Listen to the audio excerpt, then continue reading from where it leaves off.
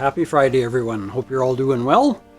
As you probably know, this coming Sunday, day after tomorrow, is Halloween. Or, if we translate the Old English into modern English, Holy Eve. Say, well, Holy Eve? What? Well, November 1st is All Saints' Day, or Holy's Day, and the day before is the eve of the Day of All Holies. So Halloween. Anyway, that's the story behind the name. Why am I bringing that up? Well, I'm doing a little Halloween show here. Last year, if you recall, I read a couple of ghost stories during the month of October, and someone in the comments asked me if I believed in ghosts, and I replied, I think, in one of my videos that I had had some interesting experiences. I was asked to share those. So I thought today I would share 2 experiences I've had. I will leave the interpretation of them up to you, and you can decide what you think. So December 8th of 2010, my father passed away. He was in his 90s. He was 91, pushing 92. A couple more months, he'd have been 92 years old. And he was down in California visiting my sister at the time he passed away. Gone down there for Christmas to spend the month with them. And sadly passed away while he was there and died peacefully in his sleep. So it was. I was executor of the estate, so I made what arrangements I needed to make in Saskatchewan, and I drove out to BC, and I ended up spending December, well, except for a week around Christmas, my sister and brother-in-law and I drove back to their home in California, and I spent Christmas with them and their family, and then we came back up to work on the estate. They stayed and helped me for a couple of weeks, and then I actually stayed in Qualicum Beach, British Columbia, where my father and mother had lived. My mother died in 2003, so she had already gone to meet her maker. But I stayed there at the house until June of 2011, taking care of the estate and wrapping things up. Well, in January of 2011, I had walked down the road to the mailboxes and picked up my dad's mail, and I came back, and I sat down, and my father had a big easy chair with a matching ottoman, or footstool, whichever you prefer to call it, and I sorted through the mail, taking the junk mail out, and I ended up with, I think it was 3 or 4 envelopes that were, bills or important things. And I set the junk mail on the floor, put the 4 envelopes on the ottoman, and I reached over to the table next to my dad's chair where he had a little sort of cup in which he kept his pens and pencils and his letter opener. This is the letter opener. I do believe my sister and brother-in-law gave it to him, but nonetheless, this was my father's letter opener that he used and kept in a little container on the table next to his easy chair.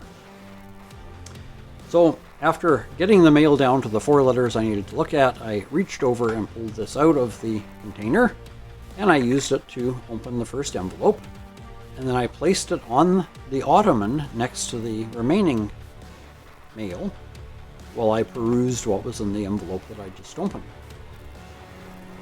Having decided what to do with that one, I put the envelope down with the junk mail, and I placed the bill or letter or whatever it was that was in the envelope on the table next to me, picked up the next piece of mail, and reached for this letter opener. It wasn't there. Well, in the house besides me was Rowan, who was at that time a small kitten, not much bigger than my fist, which isn't very big, but anyway. Well, I knew he hadn't gotten it, so first thing I thought was I must have knocked it on the floor, so I moved the letters on the ottoman. Nope, wasn't there. I looked through the junk mail on the floor. I looked under the ottoman, under the chair. I looked everywhere I could think of in the vicinity of where I'd been sitting. I even checked the container on the table to see if I'd inadvertently put it back there. It wasn't there. I couldn't find it. So I finished with the mail. Kept looking around periodically for the next few days, trying to figure out where this thing had disappeared to. Couldn't find it. A few days later, I was going through things in my parents' bedroom, and I opened my father's bedside table drawer, and this was in the bedside table drawer.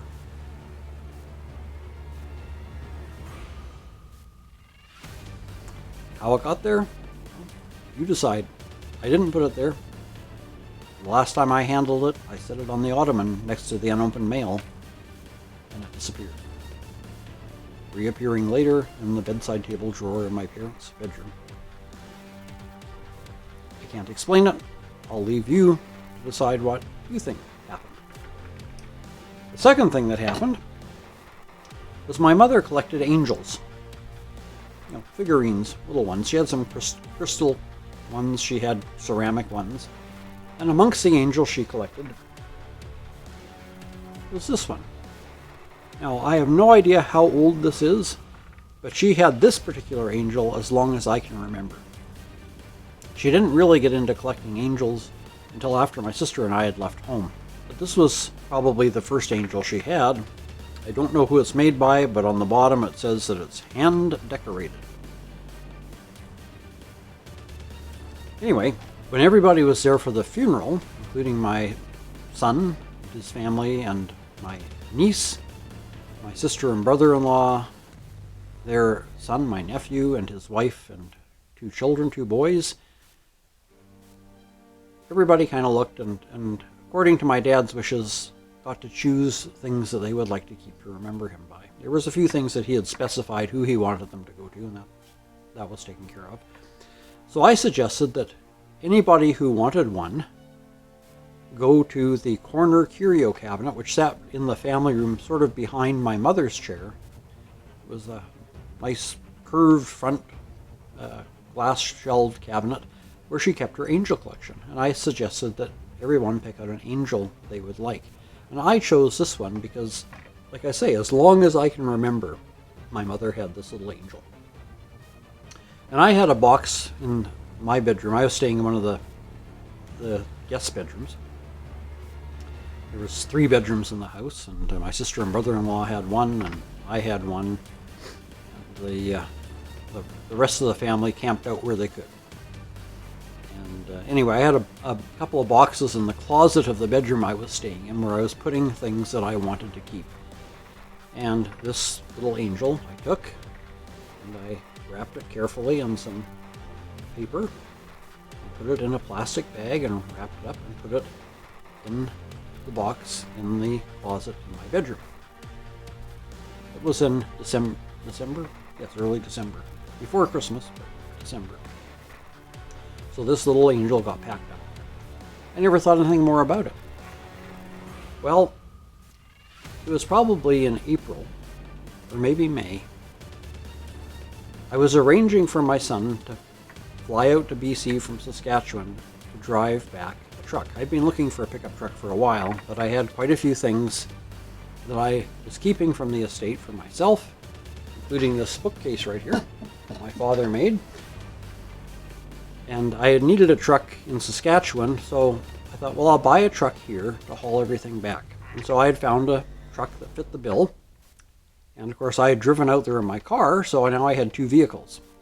So I called my son to arrange for him to fly out. I was paying my dime to fly out to BC and drive this truck full of stuff back to Saskatchewan. And as I'm standing there talking to him, I'm leaning against the breakfast bar which separated the kitchen from the family room, and I'm talking to him on the phone, and I'm just sort of looking around, and I look at the display cabinet behind my mother's chair where there's still some angels left because there was more angels than there were people that wanted one. And I literally said to my son, "Sorry, Joseph, I need to call you back."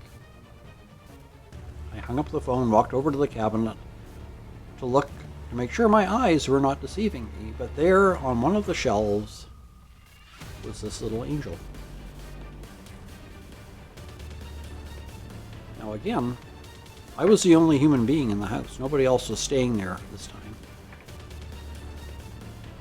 And the only other living thing in the house was my cat Browan, who I really don't think would have gone digging in the box in my cupboard, unwrapped this little angel and put it back in the display cabinet. But there she was sitting, pretty as all get out on the shelf.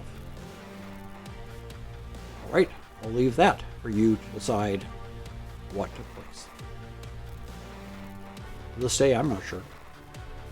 My dad playing practical jokes on me? I don't know. But those are the two things that happened while I was taking care of my father's estate in BC. Nothing else transpired. I took the little angel out, wrapped her back up, put her back in the box, and sealed the box up with tape. And she stayed there till I got home to Saskatchewan and unpacked her. But as you can see, she's a cute little thing. But those are the two, I don't know if you want to call them supernatural experiences that I had during the time of taking care of my father's estate. I've experienced a few other things over the years, but nothing quite as dramatic as these two events. So I'll leave you to decide.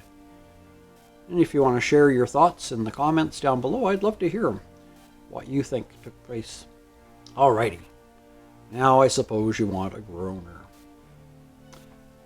Well, being it's Halloween, I guess we should do something to do with death. Yeah. Well, there's a funeral home in a small town, and one of the employees went to the boss and said he needed a few days off to travel out of town because his grandfather had passed away. And of course, the boss of the funeral home was very understanding. I mean, that's the kind of thing they dealt with all the time, grief and that. And so he gave the young fellow the rest of the week off and said, if you need more time, let me know. But otherwise, I'll see you on next Monday. Well, next Monday arrived, and the young fellow returned to work. And the boss asked him, how are you doing? And, I'm doing okay. So, I have a question for you. The young fellow said, what's that? He says, well, do you believe in life after death? And the young fellow says, oh, yes, definitely. I truly do believe in life after death. And the funeral home owner said, oh, well, then everything's okay, nothing to worry about. The young fellow says, oh, well, why is that? And the funeral home director said, well, after you left last Wednesday, your grandfather stopped by to see you. There you go. Alrighty, well, have a happy Halloween. Whether you're staying at home and handing out goodies or going trick-or-treating yourself or whatever the case may be, enjoy yourself. And don't forget All Saints Day on Monday. So until next Tuesday, with Tuesdays with the Pilgrim, and the following Friday, when we'll get into some mischief in the kitchen, I'm sure, take care, stay safe, and God bless.